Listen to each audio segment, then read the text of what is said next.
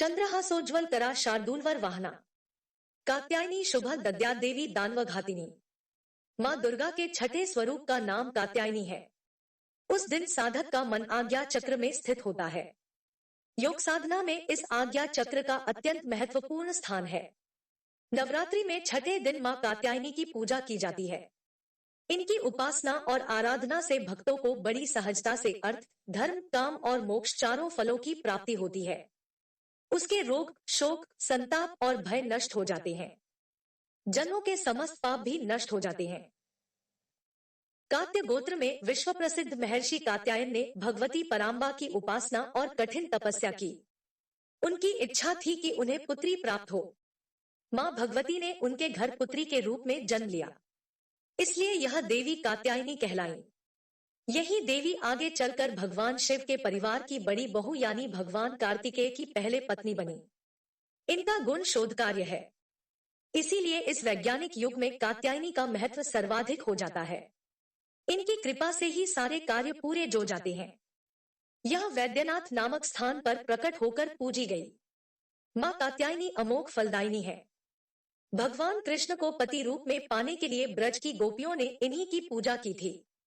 यह पूजा कालिंदी यमुना के तट पर की गई थी, इसीलिए यह ब्रजमंडल की अधिष्ठात्री देवी के रूप में प्रतिष्ठित है। इनका स्वरूप अत्यंत भव्य और दिव्य है। यह स्वर्ण के समान चमकीली है और भास्वर है। इनकी 4 भुजाएं हैं। दाईं तरफ का ऊपर वाला हाथ अभ्य मुद्रा में है तथा नीचे वाला हाथ वर मुद्रा में। माँ के बाईं तरफ के ऊपर वाले हाथ में तलवार है व नीचे वाले हाथ में कमल का फूल सुशोभित है। इनका वाहन भी सिंह है। इनकी उपासना और आराधना से भक्तों को बड़ी आसानी से अर्थ, धर्म, काम और मोक्ष चारों फलों की प्राप्ति होती है।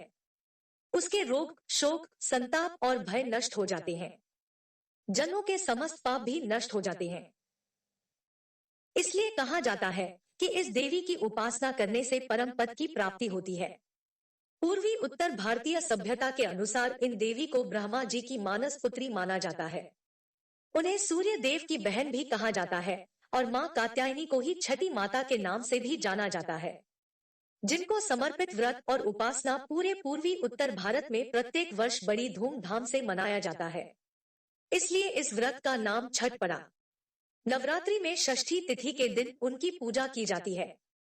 पूर्वी उत्तर प्रदेश, बिहार और झारखंड में स्थानीय भाषा में इनको छठ मैया कहते हैं।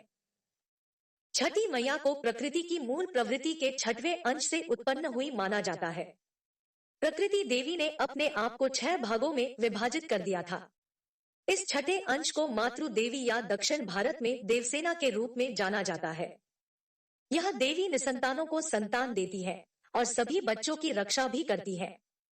कहा जाता है कि इनकी पूजा करने से संतान प्राप्ति और संतान की लंबी उम्र की मनोकामना पूरी हो जाती है।